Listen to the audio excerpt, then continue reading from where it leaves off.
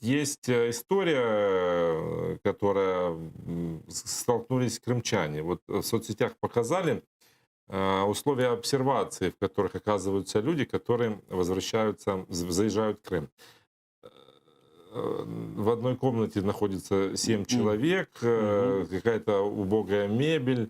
Люди просто незнакомые должны жить в одной комнате по несколько человек. И вот автор этого видео, девочка, она выложила это видео и в своем обращении к маме, мама выложила это видео, она плакала. Она говорит: мама, я не знаю, куда попала, я не знаю, что делать, мне страшно.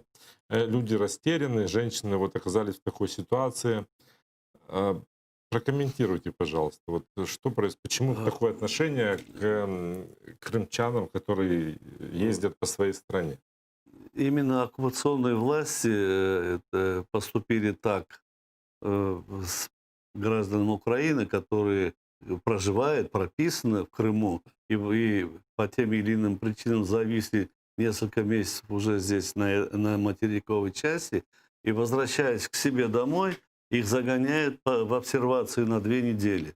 И вот такие условия. Это ужасно. Во-первых, там один человек, у которого даже не выявлено и которого хотят проявить в течение 2 недель, эту инфекцию, он инфицирует всех остальных, которые там рядом с ним проживают в этой комнате. Ведь когда показывают больницы, куда, вот европейские больницы, куда помещали на лечение этих больных, какое было отношение вокруг них, какая была все в этих чуть ли не в противогазах, спецкостюмах и так далее, чтобы от них не заразиться. А здесь по подозрению несколько группа людей загоняет. Если среди них один есть, то вся эта группа может стать, подцепить этот коронавирус. Вот в чем самое страшное в этом деле. С другой стороны, люди, которые имеют свой дом и ждут семьи, им могут дать самоизоляцию. Они могут свой дом, понимая, что они пришли к себе домой, в отдельной комнате находиться и сохранять, предостерегать свою семью от возможного заражения.